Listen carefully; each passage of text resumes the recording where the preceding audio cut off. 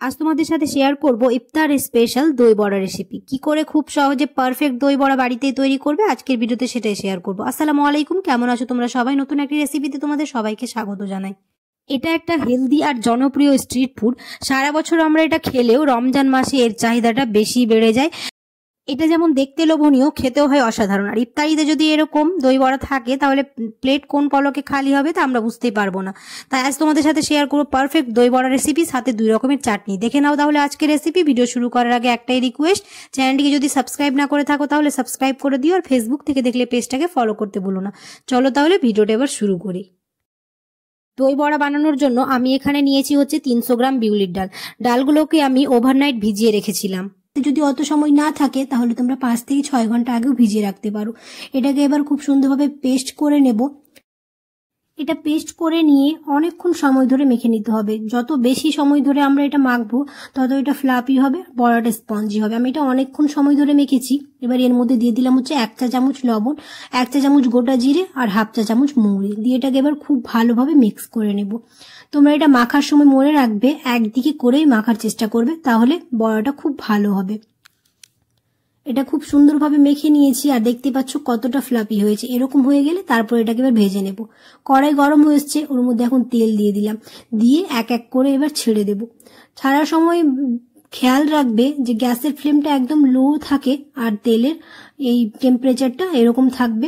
একটা চামচ নিয়ে নিচের দিকে এরকম করে নেব, না হলে কড়াইয়ের গায়ে লেগে যাওয়ার ভয় থাকবে। এরকম করে নিলে আর কড়াইয়ের গায়ে লেগে থাকবে না। আর উপর থেকে একটু তেলগুলো দিলে দুদিক দিয়েই খুব ভালোভাবে ভাজা হয়ে যাবে। এরকম করে এবার সবগুলোই ভেজে নেব। তোমরা যারা আমার ভিডিও দেখছো অবশ্যই চ্যানেলটাকে সাবস্ক্রাইব করে দিও আর ভিডিওটাতে একটা লাইক করে দিও। ফ্রেন্ডস আর ফ্যামিলির সাথে বেশি বেশি করে শেয়ার করো। আর যদি ফেসবুক থেকে দেখো তাহলে পেজটাকে ফলো করে দিও। এটা খুব বেশি লাল লাল করে ভাজবো না, এইরকম কালার আসলে এবার তুলে নেব। অনেকেই আছো ভিডিও দেখে চলে যাচ্ছ, অবশ্যই সাবস্ক্রাইব করো আর ভিডিওটাতে একটা লাইক করে দিও। তোমাদের একটা লাইক অনেক অনেক অনেক মোটিভেট করবে আর ভিডিও বানাতেও ভালো লাগবে। বড়াগুলো সব ভাজা হয়ে গেছে। এবার এখানে জল নিয়েছি, জলের মধ্যে দিয়ে দিলাম হচ্ছে 1 চা চামচ লবণ আর 3 চা চামচ চিনি। এবার এটাকে খুব ভালো করে হুইস্কি দিয়ে মেল্ট করে নেব যাতে চিনিগুলো সব গলে যায়। এবার এখানে এক এক করে বড়াগুলো দিয়ে দেব। আর এখানে সব বড়াগুলো আমি বানাবো না, তোমরা এখানে চাইলে এটাকে ফ্রোজেন করে রাখতে পারো একটা এয়ারটাইট বক্সে। আমি রেখে দিয়েছি আর দেখতে পাচ্ছ কতটা স্পঞ্জি হয়েছে, সফট হয়েছে। এবার চামচ দিয়ে এরকম করে জলের মধ্যে চুবিয়ে নেব।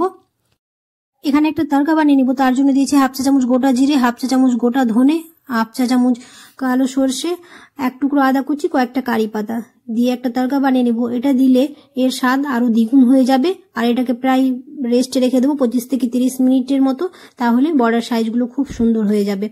এবার একটা ভাজা মশলা বানিয়ে নিই, যে ভাজা মশলাটা দিলে দই বড়ার স্বাদ আরো দ্বিগুণ হয়ে যাবে। তার জন্য এখানে একটা প্যান বসিয়ে নিয়েছি, তার মধ্যে দিলাম হচ্ছে 1 চা চামচ ধনে, 1 চা চামচ গোটা জিরে, 1 চা চামচ মৌরি আর দিয়ে দেবো হচ্ছে 3টে শুকনো লঙ্কা আর 1 চা চামচ নুন। এবার দিয়ে খুব ভালো করে এটাকে ভেজে নেব যতক্ষণ না মশলা থেকে একটা ফ্লেভার বেরিয়ে আসছে।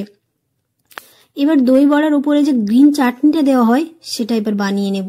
তার জন্য এখানে নিয়েছি হচ্ছে ধনে পাতা, কয়েকটা কাঁচা লঙ্কা আর দিয়ে দিব হচ্ছে 1 টুকরো আদা কুচি, কয়েকটা রসুনের কোয়া, একটু তেঁতুল আর দিয়ে দেবো হচ্ছে 1 চা চামচ বিট লবণ, 1 চা চামচ রেগুলার ইউজ করি সেই লবণ, আর 1 চা চামচ চাট মশলা, 1 চা চামচ চিনি আর জল দিয়ে খুব ভালো একটা পেস্ট বানিয়ে নেবো। তোমরা চাইলে এরকমও রাখতে পারো। আমি এখানে 1-2 চা চামচ টক দই মিক্স করেছি। চাটনিটাকে ফ্রিজে রেখে দিয়েছি প্রায় আধা ঘন্টার জন্য, তাহলে খুব ভালোভাবে চাটনিটা সেট হয়ে যাবে। এবার এখানে দইটাকে ফেটিয়ে নিব। তার জন্য এখানে নিয়েছি হচ্ছে 300 গ্রাম টক দই আর কয়েকটা বরফ দিয়ে দিলাম, তাহলে দই থেকে জল ছাড়বে না। আর দিয়ে দিলাম হচ্ছে 3 থেকে 4 চা চামচ চিনি দিয়ে খুব ভালোভাবে দইটাকে মিক্স করে নিয়েছি। এবার দেখতে পাচ্ছ বড়ার সাইজগুলো কতটা সুন্দর হয়েছে। এবার এক এক করে দইয়ের মধ্যে দিয়ে দেব। দইয়ের মধ্যে দেওয়ার পর একটা চামচ নিয়ে খুব ভালো করে দইয়ের মধ্যে বড়াগুলোকে চুবিয়ে নেব। এবার এটাকে প্রায় রেখে দেবো 1 থেকে 1.5 ঘন্টার জন্য ফ্রিজে। আর এবার একটা তেঁতুলের চাটনি বানিয়ে নিই। তাই এখানে তেঁতুলটাকে জলে দিয়ে দিয়েছি, দিয়ে খুব ভালো করে তেঁতুলের রসটাকে বের করে নেব আর বীজগুলো বাইরে ফেলে দেব। আর দেখতে পাচ্ছ রসগুলো বের করে নিয়েছি, এবার এই বীজগুলো ফেলে দেব।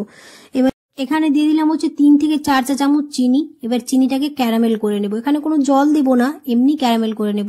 আর দেখতে পাচ্ছ কালারটা খুব সুন্দর হয়েছে, ক্যারামেল হয়ে গেছে। এবার এর মধ্যে দিয়ে দেব হচ্ছে 1 কাপ জল। তোমরা নিজের পরিমাণ অনুযায়ী দিয়ে দেবে জলটা। এবার জল দিয়ে খুব ভালোভাবে নাড়তে থাকবো আর কালারটা এরকম আসলে অন্য আর কোনো ফুড কালার ইউজ করার দরকার নেই, এতেই খুব সুন্দরভাবে কালার চলে আসবে। এবার যে তেঁতুলের রসটা বের করেছিলাম সেটা একটা ছাঁকনি দিয়ে ছেঁকে দিয়ে দেবো, তাহলে যে বীজগুলো থাকে সেগুলো আর ওখানে যাবে না, খুব ভালোভাবে রসটা চলে যাবে। এবার দিয়ে দিলাম হচ্ছে 1 চা চামচ কাশ্মীরি মরিচের গুঁড়ো, 1 চা চামচ রেগুলার ইউজ নুন, 1 চা চামচ বিট নুন, 1/2 চা চামচ চাট মশলা, আর দিয়ে দিলাম হচ্ছে আখের গুড় 1 চা চামচ। এবার এটা দিয়ে খুব ভালো করে মিক্স করে নিব, আর গ্যাসের ফ্লেমটাকে হাই রাখবো। থিকনেস হয়ে আসবে তখন গ্যাসের ফ্লেমটাকে বন্ধ করে দিব, কারণ ঠান্ডা হয়ে যাওয়ার পর একটু জমাট বাঁধবে। প্রায় 1.5 ঘন্টা রাখার পর বের করেছি, আর দেখতেই পাচ্ছ কতটা সুন্দর লাগছে। এবার একটা প্লেটে সার্ভ করে নিয়েছি। উপরে দইগুলো দিয়ে দিলাম, তাহলে খুব ভালো লাগবে খেতে। এবার এর মধ্যে দিয়ে দিব যে গ্রিন চাটনিটাও প্রায় আধা ঘন্টার মতো ফ্রিজে রেখেছিলাম, ওটাও খুব সুন্দরভাবে সেট হয়ে গেছে। এবার উপরে এরকম করে ছড়িয়ে দেব, আর চাটনিটা দিয়ে দেব। তেঁতুলের চাটনি দেওয়ার জন্যই দই বড়ার স্বাদটা আরও দ্বিগুণ হয়ে যায়। অনেক সময় তো আমরা বাইরে কিনে খাই, কিন্তু এভাবে বাড়িতেই বানিয়ে ফেলতে পারবে খুব সহজে। আর দেখতেই পাচ্ছ কতটা লোভনীয় হয়েছে, আর খেতেও খুব ভালো হবে। তোমরা অবশ্যই এরকম করে একবার ট্রাই করবে। এবার দিয়ে দিব হচ্ছে উপরে বিট নুন, আর দিয়ে দিব হচ্ছে একটু চাট মশলা, আর সেই যে ভাজা মশলাটা করে রেখেছিলাম, এটা দিলে তো আর স্বাদ দ্বিগুণ হয়ে যাবে, তাই ওটা দিয়ে দিলাম। আর দিয়ে দিব হচ্ছে গার্নিশিং এর জন্য একটু কাশ্মীরি মরিচের গুঁড়ো, আর দিয়ে দিলাম হচ্ছে একটুখানি ঝুরি ভাজা। এরকম করে ইফতারে যদি দই বড়া বানানো হয় তাহলে ছোট থেকে বড় সবাই খুব পছন্দ করবে। আর এই ঝুরি ভাজা দেওয়ার জন্য দই বড়া দেখতে যেমন ভালো লাগে, খেতেও খুবই ভালো লাগবে। আর আশা করছি আমার আজকের রেসিপি তোমাদের ভালো লেগেছে। যদি ভালো লেগে থাকে তাহলে অবশ্যই একটা লাইক করে দিও, আর কমেন্টে জানাতে ভুলো না কেমন হয়েছে। দেখা হবে খুব শীঘ্রই পরের একটি নতুন রেসিপিতে। সবাই খুব ভালো থাকবে, সুস্থ থাকবে, সাবধানে থাকবে। আল্লাহ হাফেজ।